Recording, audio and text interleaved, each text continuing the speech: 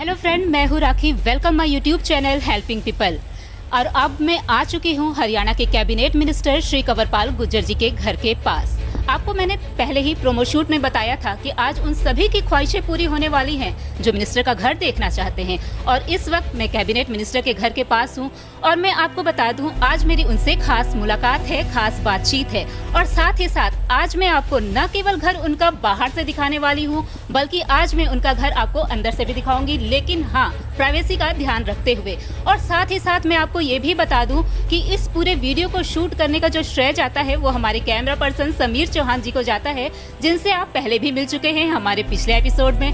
अगर आपने हमारा पिछला एपिसोड मिस कर दिया है तो कोई बात नहीं, डिस्क्रिप्शन बॉक्स में उसका लिंक जरूर डालूंगी मैं। आप उस लिंक पर क्लिक करके हमारे कैमरा पर्सन समीर चौहान जी से मिल सकते हैं, जहां पर उन्होंने वीडियोग्राफी और फोटोग्राफी से रिलेटेड इंपॉर्टेंट टिप्स बताएं। तो चलिए अब देर नहीं करते हैं, सीधे चलते हैं कंवरपाल गुर्जर जी के घर के अंदर। लेकिन उससे पहले आपको उनका घर दिखाती हूँ बाहर से। कंवरपाल गुर्जर जी के घर के पास आने पर हमें सबसे पहले कौन सा दृश्य दिखता है? सबसे पहले हम देखेंगे कि यहाँ पर एक खूबसूरत सा लॉन है। लॉन के साथ ही एक छोटी सी हमें बिल्डिंग दिख रही है।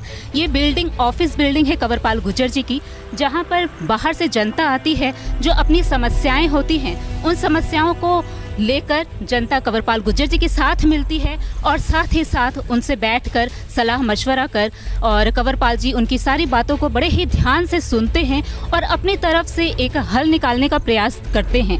और अगर हल नहीं निकल पाए तो आश्वासन तो ज़रूर देते हैं कि उनकी मांगें पूरी की जाएंगी। और साथ ही साथ मैं आपको दिखा दूं कि अभी से ही उनसे मिलने के लिए यहाँ पर लोग बैठे हुए हैं और आप देख सकते हैं कि किस तरह से सारी की सारी यहाँ पे जनता बैठी हुई है जो उनसे मिलना चाहती है, अपनी समस्याओं को लेकर आई हुई है। और कंवरपाल जी जैसे ही यहाँ आएंगे, इन सब की बारी बारी से एक एक करके समस्याएं सुनेंगे।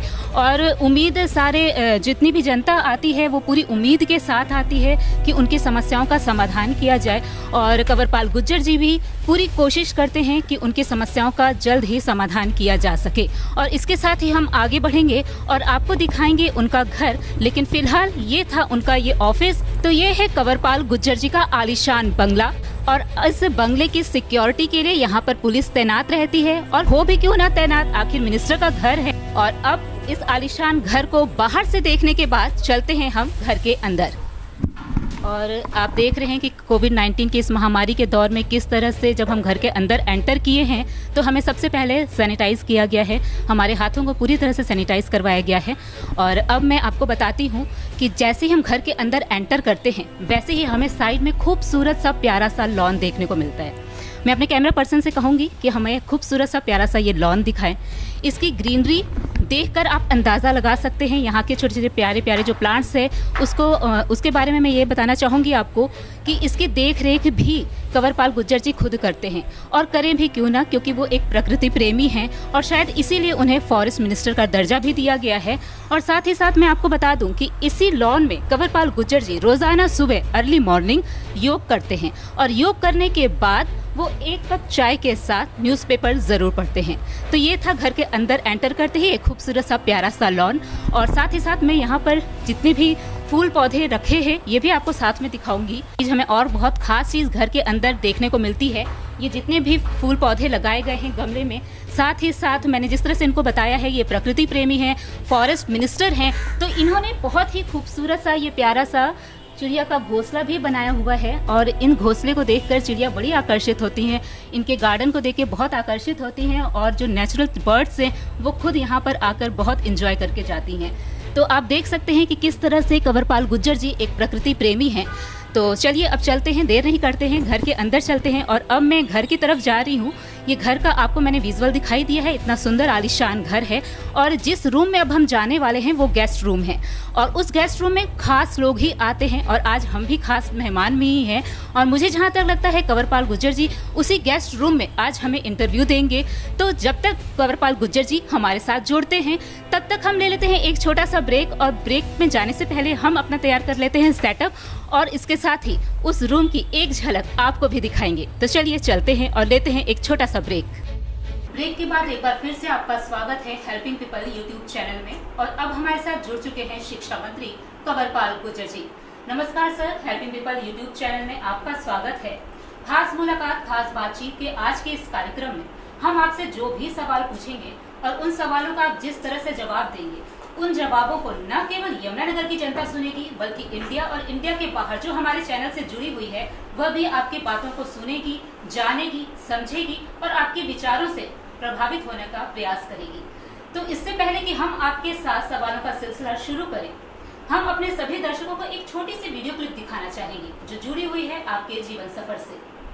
तो फ्रेंड्स, आइए फटाफट देख लेते हैं एक छोटी सी वीडियो क्लिप जो जुड़ी हुई है शिक्षा मंत्री कंवरपाल गुर्जर जी के जीवन सफर पर। शिक्षा मंत्री कंवरपाल गुर्जर का जन्म हरियाणा के यमुनानगर जिला स्थित बहादुरपुर गांव में 8 मई सन 1960 में हुआ। एक साधारण से किसान परिवार में जन्मे कंवरपाल गुर्जर के पिता का नाम चंदन सिंह और माता का नाम जगवती देवी है। कंवरपाल गुर्जर की प्रारंभिक शिक्षा उनके अपने ही गांव बहादुरपुर से हुई और उसके बाद उन्होंने यमुनानगर के MLN कॉलेज से उच्च शिक्षा प्राप्त की और कुछ सालों बाद उनका विवाह श्रीमती सुनीता गुर्जर से हुआ और उनके 2 बेटी और 1 बेटा है।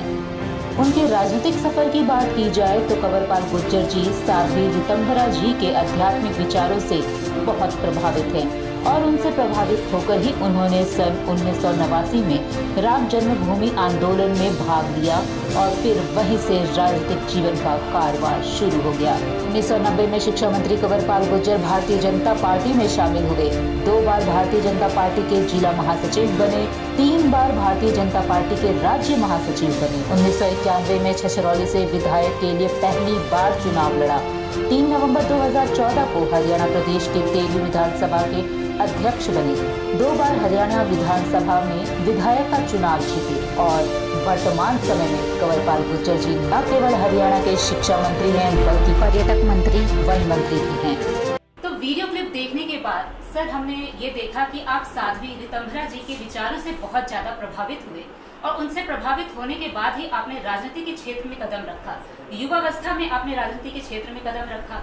अपने कार्यक्रम का जो पहला सवाल मैं लूंगी वो आज बहुत ही सिंपल से सवाल से करूंगी।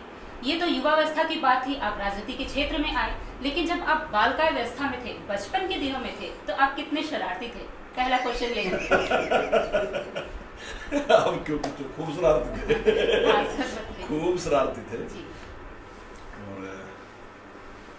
शरारतों में क्या बात करता है आपको जो भी कोई चर्चा हम सुनते थे ना जी, जैसे तो अक्सर प्रयास होता था कि वो काम करेंगे। मान लो जंगल की बात चली तो एक प्रयास होता था जंगल जाके देखेंगे। अगर कहीं जो नदी है हमारे गांव के पास है, जमुना जी कहते हैं वैसे, उसके वैसे पश्चिमी नहर है वो, तो अब उसको पार करने की बात थी तो वो भी मतलब ऐसा था शरारत, मतलब ये शरारतें करनी, पेड़ पे जो भी छोटे छोटे बच्चे शरारतें करते हैं सारी शरारतें करने में पूरे मतलब कुल मिला के जितने बच्चे थे उन सारों में एक बुला के नंबर 1 के शरारती में हम थे। तो यानी कि कंवरपाल गुर्जर जी बचपन से बहुत शरारती थे, अपने शरारतों में माहिर थे। तो कंवरपाल गुर्जर जी से ये जवाब सुनकर बहुत ही अच्छा लगा। सर, दूसरा सवाल मेरा ये है कि जब आप राजनीति के क्षेत्र में आए, जब से आप राजनीति के क्षेत्र में आए हैं, आपने निरंतर जो है सफलता हासिल की है, कदम कदम पर आपको सफलता मिलती गई, जनता का इतना प्यार आपको मिला कि आज आप कैबिनेट मिनिस्टर हैं। तो सर, ये तो जनता का प्यार है, सफलता हासिल करते जा रहे हैं, लेकिन ये जो अभी का समय चल रहा है, कोविड-19 जैसे महामारी का समय जो चल रहा है, ऐसे समय में अगर हम मार्च से बात करते हैं, मार्च में लॉकडाउन स्टार्ट हुआ और आज जुलाई आ गया, इन दौरान आपने जनता के लिए ऐसा क्या कार्य कर दिया जिससे इस संकट की घड़ी में जनता को बहुत ज्यादा फायदा मिला, राहत मिली, और आने वाले 5 महीनों में, यानी कि अगर हम जुलाई से दिसंबर तक की बात कर लें, तो इन महीनों में क्या योजनाएं ऐसी है जिसका फायदा जल्द ही जनता लेने वाली है? सबसे बड़ी समस्या जिस टाइम लॉकडाउन हुआ उस समय जो प्रवासी मजदूर थे उनके लिए बड़ी समस्या थी। प्रवासी के साथ साथ ऐसे लोग बहुत बड़ी संख्या में थे जो रोज कमाना रोज खाना, ऐसे लोगों के लिए बहुत बड़ी समस्या थी। तो उसमें हमने एक प्रयास किया और समाज के साथ मिलकर हमने भी प्रयास किया और हमारे साथ समाज भी उसमें मिल गया और मिलकर जिस प्रकार से उन्होंने काम किया उसमें बड़ी सफलता मिली। और जिस समय प्रवासी मजदूर यहाँ से जा रहे थे तो एक घबराहट सी पैदा हुई और लोग बिना सरकार के रोकने के बावजूद भी नहीं चलना शुरू कर दिया।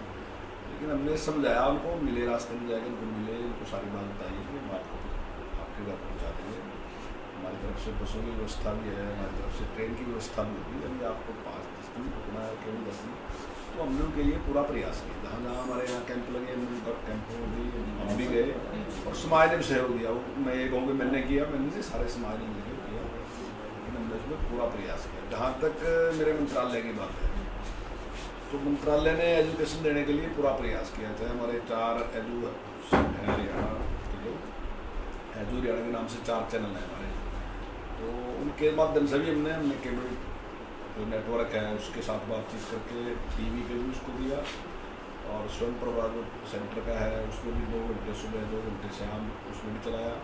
एजू हरियाणा में भी हमने सुबह पूरा सिलेबस जैसे जो उस दिन का था वो कराया, फिर शाम को भी कराया हमने, और उसके अलावा संपर्क बैठक और दूसरे सारे माध्यम जो थे उनसे हमने पूरा प्रयास किया। क्योंकि हमारे पास जो बच्चे हैं वो ज़्यादातर बच्चे जो है गरीब हैं हमारे पास, जो संपन्न वर्ग है वो प्राइवेट स्कूल में जाते हैं, तो साधनों की बहुत कमी है। तो हमारी यही थी कि किसी तरीके से टीवी के माध्यम से हम उनको दें, क्योंकि टीवी लगभग सब घरों में है,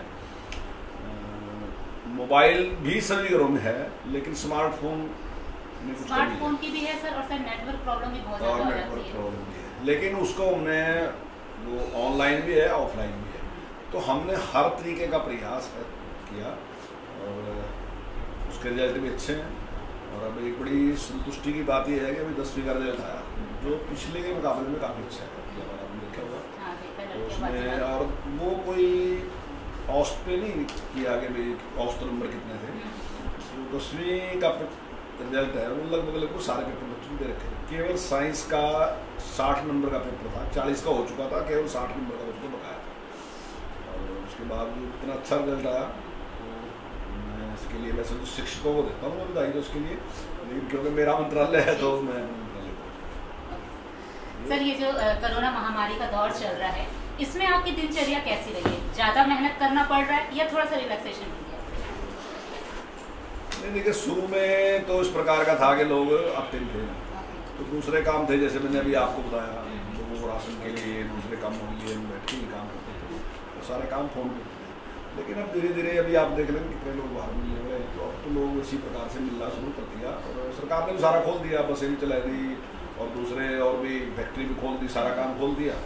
तो अब वो लोगों का आना जाना शुरू हो जाता है। जो भी लोगों की समस्या होती है वो सुबह मैं बैठता हूँ 9 बजे से लेके, और जब तक लोग यहाँ उठते हैं, चाहे वो 1 बजे 1:30 बजे को टाइम होता है, तो बैठ के लोगों की समस्याएं सुनते हैं, प्रयास करते हैं लोगों की समस्याओं को सुनना। कंवरपाल गुर्जर जी पर आरोप भी लगाए गए हैं, आरोप क्या है आइए जानते हैं। सर आपके ऊपर आरोप ये लगता है कि आप बहुत ही हठधर्मी स्वभाव के हैं, आश्वासन की झड़ियां लगा देते हैं लेकिन मांगे कब पूरी होंगी पता नहीं, क्या कहना चाहेंगे आप इसमें? नहीं, मैं कभी ऐसे झड़ी नहीं लगाता जी। हाँ। अगर आप मेरे पिछले 100 भाषण देख लोगे ना जी, जी, तो अगर कुछ ऐसी बात होगी तो मैंने उसको कहा होगा कि भाई अभी हम इसके बारे में विचार कर रहे हैं। अच्छा। जैसे अभी आपने एक बात कई बार सुनी, मैंने कहा कि हम बच्चों को स्मार्टफोन या टेबलेट दें, तो मैंने एक बार भी नहीं कह देंगे। अभी मैं कह रहा कि योजना में है, अभी अगर वैसे मिलेगा तब हम करेंगे, ऐसा नहीं करेंगे। और भी बहुत सी चीज़ें हैं जो गांव में हम जाके करते हैं, लोगों को ये पता है कि जो बात होने वाली जब ये कह देगा तो फिर वो बात होगी, तो पहले ऐसे नहीं है। और जितने काम थे लगभग हमारे पिछले प्लान में हमने सारे के सारे को कंप्लीट कर दिए। बड़े काम थे, चाहे वो मंडी का काम था, चाहे हॉस्पिटल का काम था, चाहे ITI का काम था, चाहे हॉस्पिटल की जरूरतें थी, वो लगभग अगर पिछले से आप तुलना करोगे तो वो कई गुना ज़्यादा है। यानी कि पहले हमारे यहाँ सिर्फ 12 बेड का हॉस्पिटल था पूरी विधानसभा में, और आज हमारे पास 30, 60 और 12 62 30, 60 और 12 72 और 72 का तो बेड का तो अभी है। अब आप देखो 12 के मुकाबले में 72, और तीसरा हमारा प्रोसेस में है जो हमारा 60 का था वो 100 होने वाला है। तो यानी कि आप लगाओगे कई गुना ज़्यादा वो बढ़ेगा। जहाँ तक ITI की बात, ITI तो थी नहीं मेरे, लेकिन अब 2 ITI निकल गए थे उसमें, तो ऐसे ही पूर्ण दूसरे। और अब ये पूर्ण वाली जो बात है ना जी, ये सबकी समझ में लगती है, क्योंकि मेरा एरिया जो है पहाड़ के साथ लगता है, यहाँ बहुत समस्या है।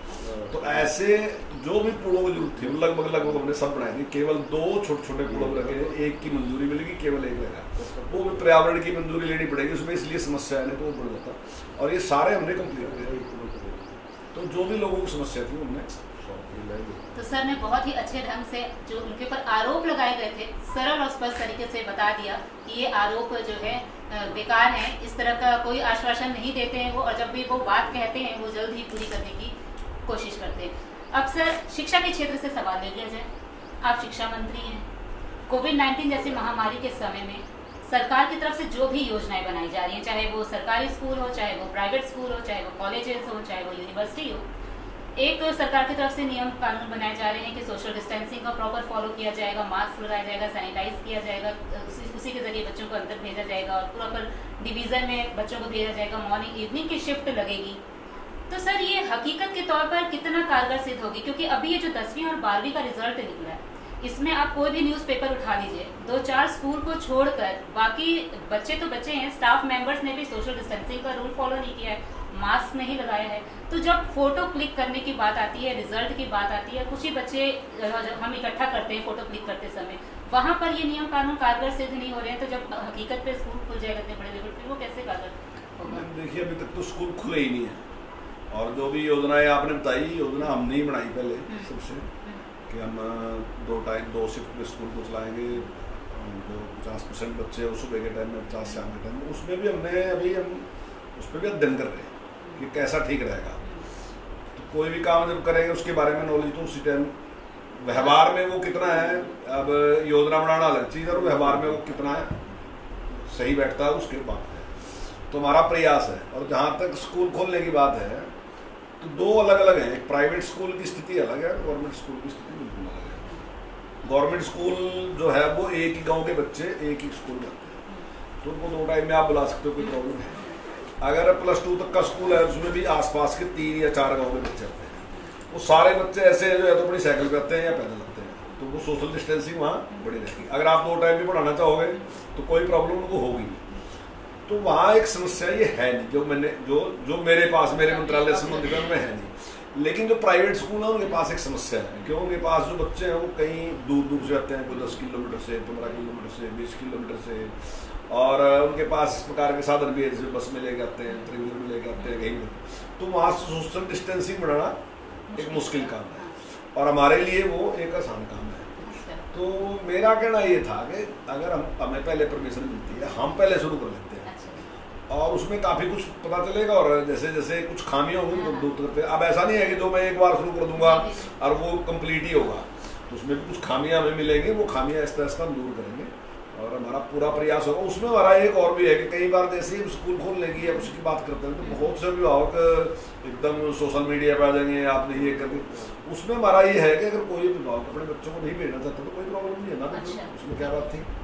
और उसमें हम कोई इतना सख्ताई नहीं है कि हर अब बच्चा आपको भेजना जरूरी है। अगर आपको लगता है कि सेफ नहीं है तो आप अपने आप भी निर्णय ले सकते हैं। लेकिन बहुत बड़ी संख्या वैसे माँ बाप भी हैं जो चाहते हैं कि स्कूल खुलने चाहिए ताकि हमारे बच्चे वहाँ जाओ, उनके पास इस प्रकार के साधन नहीं हुए। तो हमारा प्रयास है कि स्कूल खुले, लेकिन जैसी परमिशन मिलेगी उसको। और ये जो कॉलेज की बात है, कॉलेज में तो बहुत बड़ी संख्या में एक क्लास में बच्चे होते हैं, 150 के बच्चे होते हैं क्लास में, उनके लिए क्या किया जाएगा फिर? देखिए उसमें हमने सारा यूनिवर्सिटी के ऊपर छोड़ा हुआ कि यूनिवर्सिटी स्वयं ही उसमें निर्णय लेगी, जिस प्रकार से यूनिवर्सिटी चाहेगी वो उस प्रकार से निर्णय लेगी। ठीक है, हम उसमें बड़ी भूमिका निभाएंगे, लेकिन वो एक यूनिवर्सिटी के अंतर्गत ही कुछ कॉलेज आते हैं, वो अपने आप निर्णय उसमें ले सकते हैं। अब शिक्षा के क्षेत्र से ही दूसरा सवाल लेते हैं।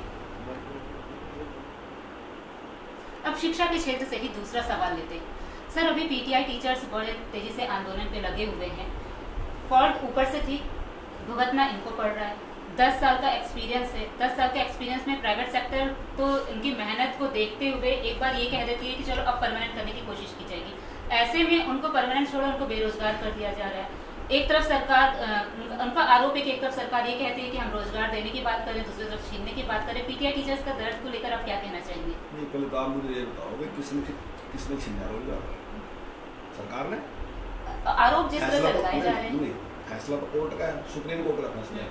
अब सुप्रीम कोर्ट के फैसले को सरकार कैसे जवाब दे सकती है? मैं नहीं मानती। ये जो पीटीआई का फैसला है सुप्रीम कोर्ट का फैसला है, सरकार का फैसला नहीं। सुप्रीम कोर्ट ने एक फैसला दिया, सरकार ने इम्प्लीमेंट करना। क्या सरकार की जिम्मेदारी नहीं है फैसला इम्प्लीमेंट करना?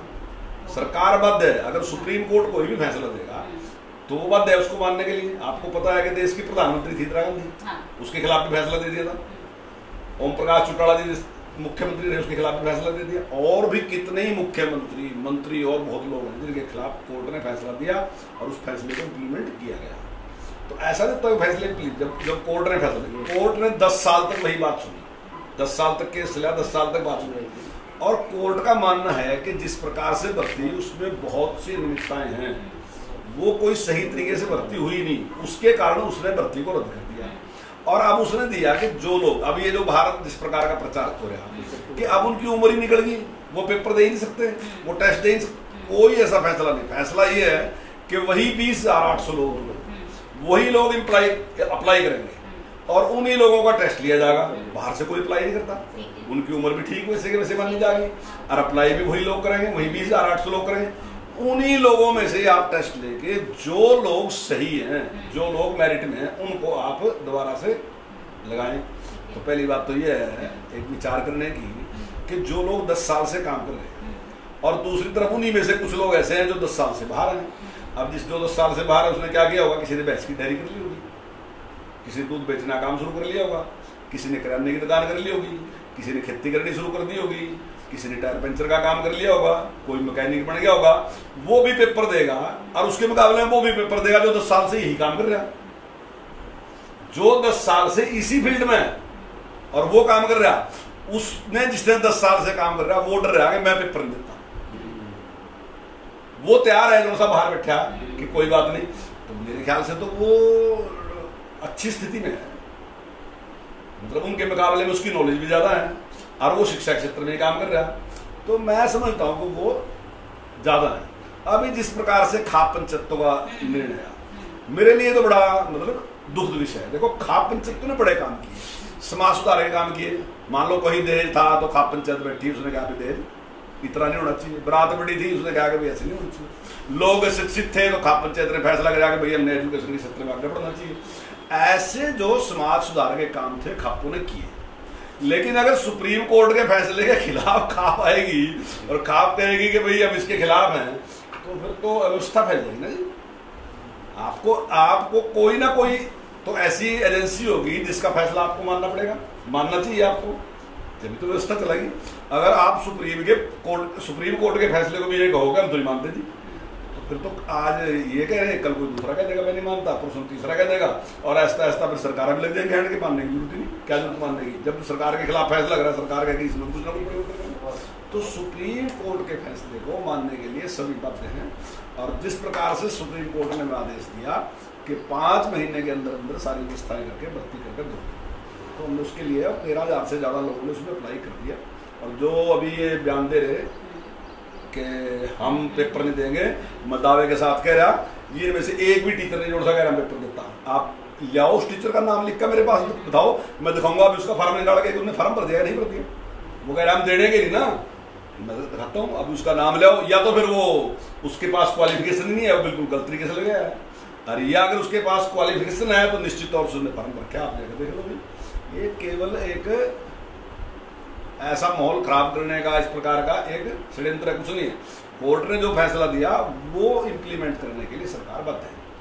तो शिक्षा मंत्री कंवरपाल गुर्जर जी का कहना है पीटीआई टीचर्स को कि सुप्रीम कोर्ट का फैसला सराखों पर है। अब ले लेते हैं, फॉरेस्ट मिनिस्टर हैं आप, फॉरेस्ट मिनिस्टर होने के नाते आप जो कार्य कर रहे हैं, अभी जो आपने बहुत बड़े लेवल पर पूरे हरियाणा के विभिन्न राज्यों में या सारे ही जिलों में आपने जो है वृक्षारोपण करने का फैसला लिया है, और वो भी वृक्षारोपण ऐसे पेड़ों का जो फलदार है, औषधि युक्त है। ड्रोन से आपने बीज गिरवाए हैं दुर्लभ एरिया में, बहुत ही अच्छा, बहुत ही सराहनीय कार्य है। साथ ही साथ सरस्वती नदी को प्रदूषित करने को बचाने के लिए आपने जो सींचे वाला मॉडल पर ये जो कार्य कर रहे हैं, वो भी बहुत ही सराहनीय कार्य है। तो आपके इन कार्यों से पूरा हरियाणा बहुत ही खुश है। अब हम ये जानना चाहेंगे कि सर क्या वन्य जीव संरक्षण के लिए भी आप कुछ ऐसा कदम उठाने वाले हैं? देखिए, जो अगर फॉरेस्ट सुरक्षित रहेगा ना तो जो जीव है वो भी सुरक्षित रहेंगे। और जो अभी आपने मेरे से कहा कि फलदार पेड़ लगाएंगे, तो हमने जो टारगेट रखा है, पेड़ तो पहले से भी लगाए जाते हैं, ऐसी बात नहीं, कोई नहीं शुरू करने वाला उम्र साहब पहले नहीं था, ऐसे भी है। लेकिन हमने उसको थोड़ा सा और बढ़ाया उसको कि हम जहाँ पेड़ लगाएंगे, पहले एक सफेदे का, पापुड़ का, कुछ ऐसे पेड़ ज़्यादा लगाए जाते थे। और आजकल एक ट्रेंड भी चल गया, आपने देखा होगा कि वैसे भी लोग ना जी बिना फल वाले पेड़ लगाने ज़्यादा वो कर रहे हैं। ठीक है, ऑक्सीजन देते हो, ऐसी बात है, उनका भी उपयोग है, लेकिन कुछ पेड़ उसमें फलदार भी होने चाहिए। तो हमने उसकी तरफ थोड़ा किया। अगर फलदार पेड़ लगाएंगे तो निश्चित तौर से जीव जंतु जो है उसको वहाँ खाने के लिए कुछ ना कुछ मिलेगा। दूसरा हमने कहा कि हम ऐसे पेड़ लगाएं जिसमें घोंसला बन सके। अभी आपने देखा कि जैसे सफेदा है, पॉपुलर है, इसके ऊपर घोंसला नहीं बन सकता क्योंकि उसकी लंबाई बहुत ज़्यादा है। जब हवा आती है ना जी, तो वो घोंसला या उसमें अगर अंडे रखे तो वो बाहर गिर देंगे। ये जितने जीव जंतु हैं इनको बड़ी ज्ञान है इनको, ऐसा नहीं है, ये बिल्कुल देखते हैं सेफ जगह जहाँ ये अंडा देते हैं या बच्चे होते हैं इनके। तो उसके लिए जरूरी है कि ऐसा पेड़ जिसपे वो अपना घोंसला बना सके। हमने अब की बार ये आदेश दिए कि भी ऐसे पेड़ भी बीच बीच में लगने चाहिए जिसके ऊपर वो अपना घोंसला बढ़ा लें और उनके लिए खाने के लिए भी कुछ हो। तीसरा, ऐसे पेड़ लगाएं जो बहुत करीब नहीं है। हमारा उद्देश्य को बिजनेस नहीं है कि मान लीजिए मैंने सफेदा लगाया तो वो 10 साल बाद कट जाएगा, मुझे पैसे मिलेंगे, खैर लगाया तो मुझे पैसे मिलेंगे। पैसा उद्देश्य नहीं है, उद्देश्य है पर्यावरण। तो अगर हम उस पर ध्यान देंगे तो निश्चित तौर से उससे लाभ होगा। अब जैसे ही हमने जंगल में अभी काफ़ी आम के पेड़ भी लगाए, दूसरे जामुन भी लगाया, और भी पेड़ लगाने लगे। तो ये पेड़ जब लगेंगे तो वहाँ कुछ ना कुछ खाने के लिए, पक्षियों के लिए भी कुछ ना कुछ खाने के लिए होगा और व्यक्ति के लिए भी कुछ ना कुछ खाने के लिए वहाँ होगा। हम चाहते हैं कि लोगों के साथ दोस्ती। फॉरेस्ट ऐसा नहीं है कि एक झगड़ेगा है कि फॉरेस्ट एक साइड में है, जनता एक साइड में। हम इसको चाहते हैं कि ये बिल्कुल एक ही बात है, जनता और विभाग दोनों मिलके काम करेंगे, क्योंकि काम जो है वो समाज का काम है। फॉरेस्ट डिपार्टमेंट एक सहायक की भूमिका में है। समाज इसको जब ऑन कर लेगा तो इस समस्या का समाधान होगा। और मुझे लग रहा है कि आहिस्ता आहिस्ता समाज इसको ऑन कर रहा है। और जब समाज इसको ऑन कर लेगा, पहले भी समाज ही नहीं ऑन किया था इसको, तब इस देश में इतने जंगल थे, लेकिन धीरे धीरे एक परिवर्तन आया। जैसा भौतिक युग चलता रहा, उसमें सबको लगा कि भाई मुझे क्या मिलेगा, हर आदमी को मिलेगा, तो उसकी वजह से सारे जंगल नष्ट हुए। और अब फिर जब समाज इसको ऑन करेगा तो मैं समझता हूँ कि हम एक सहायक की भूमिका में रहेंगे। लोग अपने आप ही करते हैं सारे मिलकर, तो हम एक इस प्रकार का माहौल बना रहे कि हम मिलकर करें। और इसी के लिए हमने 1100 गाँव चुने हैं की बार। माननीय मुख्यमंत्री जी ने एक टारगेट रखा कि आने 5 साल में हमने फॉरेस्ट को 20% करना। आज की तरीके में हमारे पास रिजर्व फॉरेस्ट 3% है और कुल मिला के जो पेड़ है वो 7% है। तो काफ़ी बड़ा टारगेट है हमारा 20% का। तो उसमें अब की बार हमने 1100 गाँव में रखा कि हम 1100 गाँव को हरा भरा करें। चाहे उसकी फिरनी है, चाहे उसका स्कूल है, चाहे उसका शमशान घाट है, चाहे मंदिर है, जहाँ भी जगह है सारे में पेड़ हम लगाएंगे। और अगले साल फिर 11, अगले साल फिर 11, और 5 साल में पूरा कर लेंगे। इसके साथ ही हमने जो पंचायती जमीन है उसमें बाग लगाने का काम शुरू किया, क्योंकि पहले हम उसमें सफेदा लगाते थे, वो 7 साल बाद कटते थे। तो अब की बार हमने बाग लगाने का शुरू किया। और बाग अगर हम एक बार लगाते हैं तो आने वाले 50 साल तक वो लगभग गरीबी वहाँ रहेगी। काफ़ी पंचायतों ने मैं ज़मीन दी है मेरे हल्के में ही, या अब मेरे ज़िले में लगा लो तो लगभग 300 एकड़ से ज़्यादा ज़मीन हमें मिली इस काम के लिए, तो इसमें हम बाग लगाने लगे। और दूसरे जिलों में भी मिली, लेकिन अब की बार ये हमारा एक डेमोन्स्ट्रेशन लगा लो या प्रयोग लगा लो, ये हमारा है। तो अगर ये ठीक से चलता है तो अगली बार हम फिर टारगेट रखेंगे कि कितनी ज़मीन में लगाना। तो हम पंचायतों से के सहयोग से उससे पंचायत को भी लाभ होगा कि पंचायत की आमदन बढ़ेगी, बाग हम लगाएंगे, खर्चा हम करेंगे और बाद में पंचायत को भी दे देंगे, तो उससे पंचायत की भी आमदन बढ़ेगी और ग्रीनरी भी बढ़ेगी। और मैं समझता हूँ कि लोगों को भाव भी आएगा पेड़ लगाने। आपकी बार हमने 1 करोड़ 25 लाख पेड़ लगाने का टारगेट रखा। और अब की बार ये टारगेट पेड़ लगाने का नहीं, ये जीवित रहने चाहिए पेड़। हमारा ये टारगेट है कि 100% पेड़ों को बचाने का प्रयास करेंगे। उसके लिए हम वृक्ष मित्र भी नियुक्त करेंगे, जो हमारे 1100 हैं, 1100 की 1100 गाँव में वृक्ष मित्र नियुक्त करेंगे और वो एक पेड़ बचना चाहिए। धन्यवाद सर। तो हमारे साथ जुड़े हुए थे शिक्षा मंत्री कंवरपाल गुर्जर जी, और उन्होंने जिस तरह से स्पष्ट रूप में सरल तरीके से इन सवालों के जवाब दिए और आप उनके जवाबों से बहुत प्रभावित होंगे। हम इसी आशा के साथ उम्मीद करते हैं कि कंवरपाल गुर्जर जी दिन दुगनी रात चौगुनी तरक्की करते जाए, राजनीति के क्षेत्र में सफलता हासिल करते जाए। और सर आपका हम बहुत बहुत आभार व्यक्त करते हैं, आपसे बहुत बहुत धन्यवाद करिए कि आपने हमें इतना बेशकीमती समय दिया। तो फ्रेंड्स फिर मिलेंगे आपसे नेक्स्ट एपिसोड में, फिर होगी आपसे मुलाकात नेक्स्ट एपिसोड में। तब तक के लिए जय हिंद, जय भारत।